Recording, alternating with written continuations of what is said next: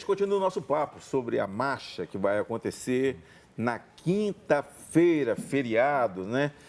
Às 9 começa às 9. O senhor já anunciou, 9 horas, sai da Estação da Luz, vai até o Campo de Marte. Perfeito. Aí, chegando lá, vai ter show com muitos cantores. O dia inteiro. Muito sucesso Até às 10 da do noite. gospel. Eu, você. Aí, ó. Gostei de ver agora. Tá firmado, ó. Renascer Praise. A Renascer... Bonita essa moça, não? O bispo é mais ou menos, mas ela é bonita. Deixa eu falar uma coisa. Fala, Magno. O sonho, desde o começo, o sonho de Estevão e de Sônia, na verdade, era agregar, né? Agregar, trazer todo mundo. Na verdade, a organização é da Renascer, foi sempre assim, desde o começo, mas, no final, a marcha para Jesus não pertence à denominação. Nenhuma. Tem conseguido agregar? Magno, graças a Deus nós temos conseguido agregar. Como você falou, o sonho do apóstolo sempre foi o desejo de fazer um evento que exaltasse o nome de Cristo e não o nome de uma igreja, de um homem, de uma denominação. E nesse acompanhamento mais próximo que eu tenho tido de alguns anos para cá, você, no passado, 5, 10 anos, ainda tinha uma ou outra igreja que, no dia da marcha, marcava um evento, marcava algum tipo de concentração. Para desviar o pessoal. Para desviar. Mas isso foi não sendo permitir que o quebrado. pessoal deles fosse. Foi sendo, e o povo vinha, porque o povo quer participar da marcha. E hoje, graças a Deus, nós temos todas as igrejas, denominações, as grandes denominações, as igrejas menores, o corpo de Cristo marchando e glorificando o nome de Jesus. Então, toda a marcha, durante todo o percurso, essas milhões de pessoas, e na concentração, que são milhões de pessoas que participam também, não se fala o nome de uma igreja, mas o nome do Senhor. E também a marcha não é de uma religião, a marcha não é a marcha do povo evangélico. A marcha é para o católico, a marcha é para o espírita, a marcha é para o banista, é para todos aqueles que são cristãos, que creem em Cristo e aqueles que são pela família, pela paz. A marcha nada com influência doutrinária. Nada. De qualquer que seja a confissão de fé. Alguma, não. Independente. É marcha para Jesus. Todo mundo. E uma coisa que eu queria dizer, Magno, nós vimos agora o Raul falando, né, se eu estiver melhor eu vou estar na marcha. Eu já vi pessoas assim, curadas, que foram em estágios de enfermidades difíceis, mas que marcharam e foram curadas de câncer, foram curadas de HIV e foram curadas de enfermidades nos ossos, né? Então, existem muitos testemunhos de milagres, porque você imagina... É a fé. É a fé, é isso que eu ia falar agora, Raul. São milhões de pessoas unidas em torno de Cristo, daquele que opera o milagre, daquele que é o Senhor das nossas vidas. Então, consequentemente, a gente tem o costume de colocar os pedidos dentro do pé e a gente pisa e vai, pedindo pela cura, pedindo pela família, pedindo pelo país. Então, são milhões de pessoas, milhões de anjos que estão presentes ali e o nome do Senhor Jesus exaltado. Nesses últimos 10 anos, né, últimos 10 anos agora, 11 para 12 anos, a igreja no Brasil tomou uma posição muito forte. Sim. Assim, de orar pelo país. Sim. De pedir a Deus uma mudança. É verdade. E eu vi como isso começou na Igreja Católica, também, na Canção Nova. Aquele trabalho forte que eles fazem com os jovens e tal. É muito forte. Que é uma coisa muito importante e bacana que eles fazem.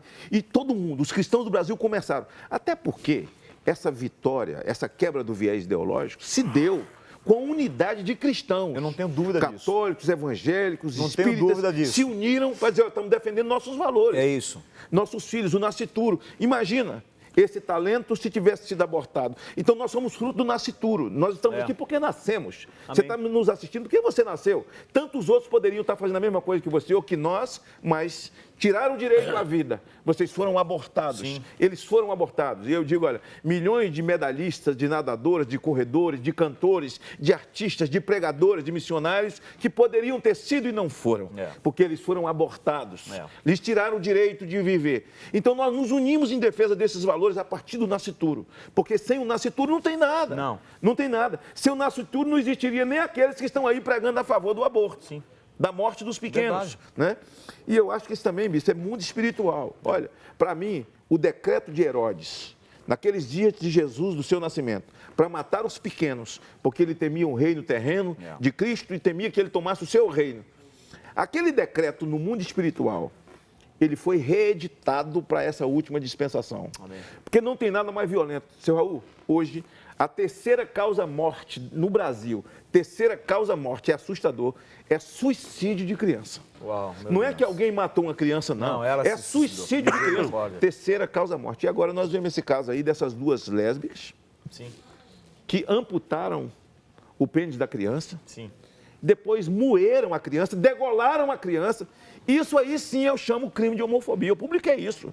Para mim isso é um crime de homofobia. Tá certo? Isso sim é um crime. Agora, é de ideologia de gênero, eu digo. É um crime de ideologia de gênero. Porque o que é gênero? O que é ideologia de gênero que eles querem? É a construção de um novo conceito social. Porque o conceito social de Deus é macho, fêmea e pronto. Assim Deus criou, macho e fêmea. A partir daí, quem faz sua escolha para qualquer lado é problema seu, né? Cada qual dará conta de si diante de Deus, diz a Bíblia. O meu é respeitar e ser respeitado. Claro. Mas Deus criou macho e fêmea. Então isso é um crime de ideologia de gênero. Sim. Então uma se sentindo homem, outra se sentindo, sei lá se as duas se sentem homem ou se as duas se sentem mulher, mas duas lésbicas. E a grande mídia não fala, seu Raul. Não está nos grandes telejornais, não está nos news das grandes televisões. Se o povo não tivesse rede social hoje, não tomaria nem conhecimento do que fizeram com essa criança, com o Juan. Com o Juan. E todos nós temos que verbalizar isso todo dia, publicar isso. Eu vou pedir você que tem Twitter, pedir a você que tem Instagram, você que tem Face, publica a foto desse menino todo dia e pergunta à grande mídia, vão falar ou não vão? Vão tocar no assunto ou não vão? E aí, não sei se você ouviu o vídeo, na polícia, tá aí, ela contando em detalhes como matou a criança, como esquartejou a criança. Né? E moer os ossos da criança. E agora o laudo cadavérico, que a criança foi degolada ainda com vida. Não mataram primeiro para depois cortar os pedaços. Degolou mesmo. Meu Deus. Isso é revoltante. Isso sim é crime de ideologia de gênero. E aí, nós só temos nós mesmos, esse exército de cristãos, para verbalizar isso. Ô Magno, eu creio que esse país precisa realmente daquilo que a gente vai viver nessa próxima quinta-feira. Acho que todos nós, todos os dias, nós somos massacrados com todo tipo de notícia, o dia inteiro, de coisas ruins. E eu queria aproveitar esse programa tão maravilhoso aqui, A Visão da Vida, para convocar mesmo todo o Brasil, porque nós temos gente que vem para a marcha para Jesus em São Paulo, do mundo inteiro e do Brasil inteiro. Para marchar por Jesus, para marchar por esse país, para marchar pela transformação das vidas, para que a gente tenha paz, porque eu creio realmente que quando nós nos movemos, aquilo que você acabou de falar, eu acredito que a mudança que nós estamos tendo no governo, eu creio na transformação desse país, eu creio naquilo que você disse, na oração de todos aqueles que são cristãos, independente de sua igreja, de sua denominação, pela mudança do Brasil, e eu quero convocar a todos para marchar para Jesus, para ter um dia de paz, para demonstrar a nossa fé, porque eu creio que isso traz um impacto no mundo espiritual e, consequente, no nosso país, abençoando vidas. Amém. Amém. Com certeza, assim, eu fico até, sabe, que eu cumpro uma missão com o país que Deus me deu, essa defesa das crianças, eu tenho muito, assim, agradeço muito a Deus, não a palavra orgulho, acho tão pesada de ter assinado todas as leis, quase todas elas, hoje as mais importantes da mudança do Estatuto da Criança e do Adolescente, mas que hoje consegue colocar abusador de criança na cadeia, de manter esse cara preso, a lei que guarda o cidadão que faz a denúncia, sabe? As mudanças e os tipos penais que nós criamos, eu tive o privilégio de assinar todas. A tornozeleira eletrônica que o bandido usa, eu sou autor dessa lei, sabe? Então, essa luta contra a pedofilia, contra o abuso, contra a violência, eu agradeço muito a Deus a oportunidade que Ele me deu de levantar. Em 2006, quando eu comecei a CPI da pedofilia, que o Brasil mal sabia o que era isso. Só de se dizer que pedofilia é um padrasto que abusou da enteada, porque o cara é desempregado, é pedreiro, porque no Brasil é assim, o nego está cometendo crime brabo, mas primeiro vai para a conta dos pobres. O nego está cheirando cocaína aí nas coberturas, nos grandes condomínios, mas há 15 anos atrás isso só estava no morro, cocaína só está no morro e essas pessoas consumindo. Agora a nova lei de droga, que é uma luta que eu fiz há mais de 10 anos, sabe? E num determinado momento, nos últimos 5 anos, com o deputado Osmar Terra, que hoje é ministro, a nova lei de droga Na época da lei que eu relatei, havia criminalização para o usuário. Porque o dinheiro da violência, que compra um 38 para matar o sujeito no ponto de ônibus, para matar uma mulher grávida na porta do banco, um aposentado que foi receber o salário e perdeu o vagabundo, mata ele, toma o dinheiro dele. Esse 38, o dinheiro que compra 1 litro de gasolina para botar fogo em ônibus, vem do usuário. Venha do usuário. E esse cara não é criminalizado no Brasil. E então agora ele foi criminalizado sim, a nova lei de droga é criminalizado e você tem a internação compulsória. Isso. Me lembro que na lei lá atrás, a figura do usuário e do dependente, fui eu também que criei naquela época. Porque você tem o dependente e o usuário. Eles, quando estavam no poder, porque eles protegem vagabundo, eles gostam de proteger bandido, bandido é glamourizado, e o crime cresceu no Brasil. Como assim? Então é o seguinte, você não pode tirar o direito do cidadão.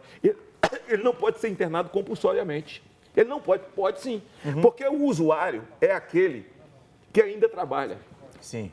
Ainda estuda. O dependente está escravizado. O dependente. Ele está dominado. Já fumou a família, já cheirou a família, já cheirou o carro, o emprego, a vida dele, a vida da mãe e do pai. Esse é o escravo. zumbi. É. Você está sendo um misericordioso, pegando ele nos braços e levando ele. Ele não tem condições de opinar se ele quer ou não ser internado. Não. Verdade. Então, quer dizer, e não podia, agora pode. E agora também o usuário vai tomar 6 meses de cadeia. Para ele saber que aquilo não é bom lugar. Mas antes não, o cara estava usando aí descaradamente na frente de todo mundo, debochando da polícia, debochando, aliás, a polícia do Brasil, que é tão criminalizada por essa esquerda, que nós temos a pior polícia do mundo, a mais despreparada. Não, aqui é onde se mata mais polícia.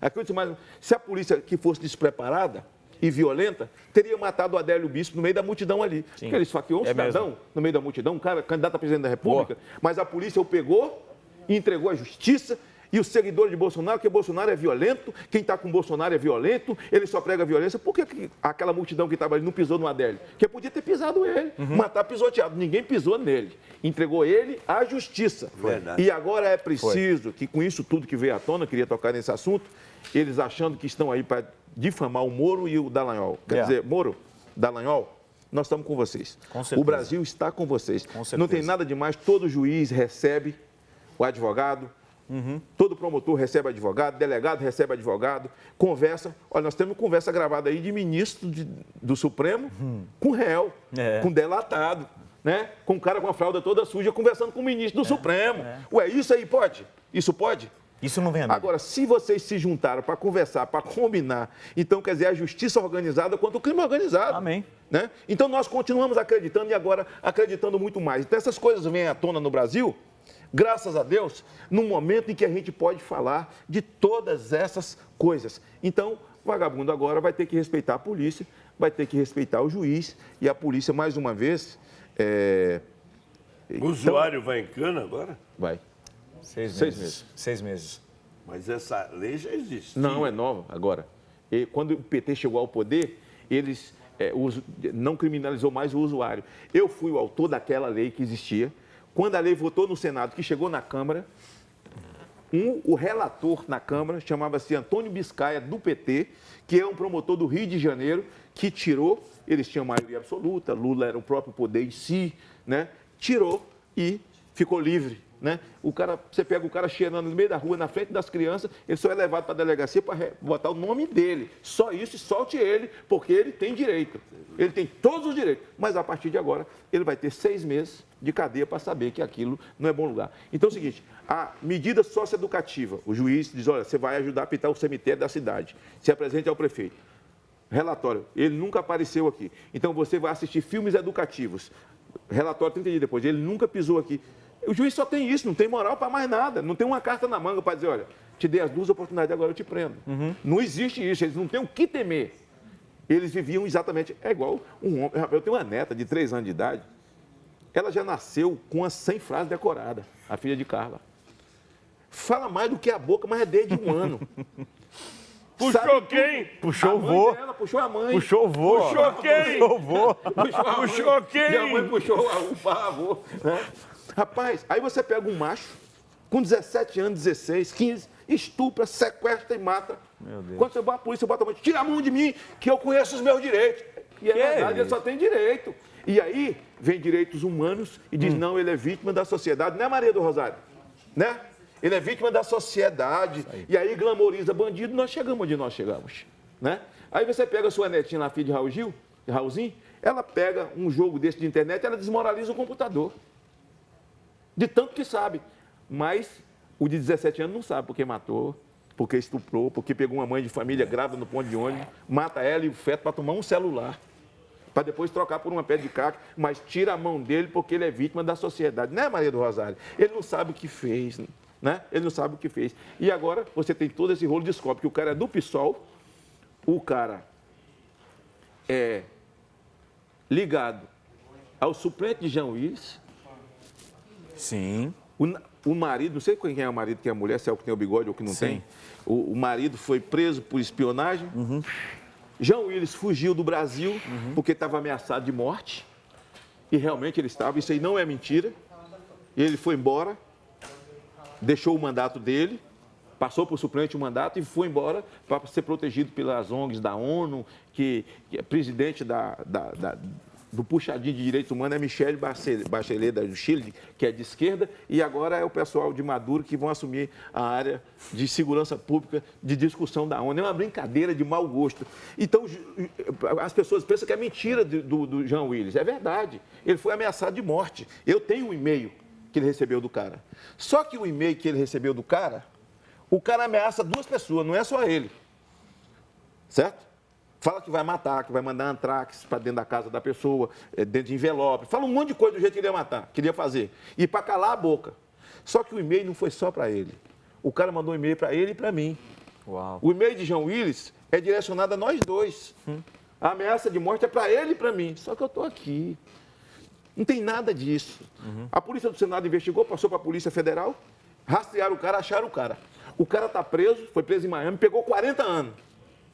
E Jean Willis está com medo lá fora, dizendo que o Brasil é violento, que ele está perseguido de morte aqui. Para de palhaçada, pô. Para de palhaçada. Ele falou, ele foi perseguido mesmo. Mas é uma perseguição que eu também fui. Eu não sei que tamanho de perseguição.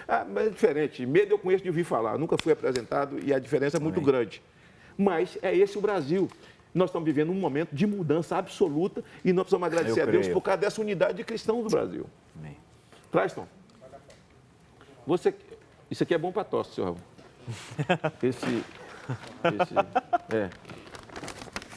Da PAN. Chocolate da PAN. Esse tosse aqui tem mais de 50 anos, não tem, senhor? Tem, desde o meu tempo de criança. Tinha cigarrinho. Nossa, PAN, né? Umas moedinhas, umas moedas, não tinha? Não tem mais não, uma moeda tem. A moedinha tem ainda? Moeda tem. O que não tem é o cigarrinho, é proibido. É. Mas tem uma maconhazinha. Vai pegar isso aí mesmo. O que é esse aqui? Deixa eu mostrar aqui, ó. É um bombom recheado com bala de goma, ó. Bombom recheado com bala de goma. Tem bombom recheado de coca. Cocaína. Sim, né? Agora dá 6 meses, viu? Mas eles põem bombom para vender na porta das escolas. Cocaína dentro do bombom. Para criança. Cuidado por isso que ele tem que ficar vocês. Viu, meninas? É bacana isso aqui, hein? Bacana. Vocês que vão lá na marcha. São quantos anos, alguém sabe aí? O quê? Essa que é a planta, hein? 60 anos. Não, tem mais. Não, tem mais, acho que tem mais. Acho que são o quê? São 75 anos que a PAN tem? É do tempo que eu era criança, pô. Desde 1935, tá aqui. 75 anos. Eu Desde lembro daqueles... 1935. Aquelas moedinhas, né? Ó. Mas tinha o em todo lugar, cigarrinho, em o todo lugar cigarrinho tinha, que era sucesso. Que era chocolate, né? De chocolate. Agora proibiram. Sucesso, a PAN. Seu Raul, muito obrigado por ter vindo aqui. Eu que agradeço, né? Espero voltar mais vezes e estou A aguardando casa é você sua. lá. Já convidei o Raulzinho umas 10 vezes. Vou Ele não trazer aceitou. ele aqui. Diga a ele que é para ele vir aqui. Lê, muito obrigado. Querido, obrigado. Eu quero deixar aí um convite para todos. Dia 20 de junho, às 10 da manhã, estamos de joelhos em frente à Estação da Luz, saindo em direção à Praça da Força dos Heróis da Força Expedicionária Brasileira, glorificando o nome de Jesus. Mas Venha tem que ir a você, pé, a não tua vai pensar casa que está na e toda a Estação tua da família. Luz, tem que pegar o trem. Não, vai a pé, marchando e Marchando. glorificando a Jesus. Você é o nosso convidado, venha com toda a tua família, pode vir com bebê, pode vir com criança, um evento pacífico que vai marcar a tua vida. Gente, Amém? Amém. Amém. Muito obrigado. Valeu, pela audiência de vocês. obrigado. Nós vamos encerrar com Tchau. Renascer. Praise.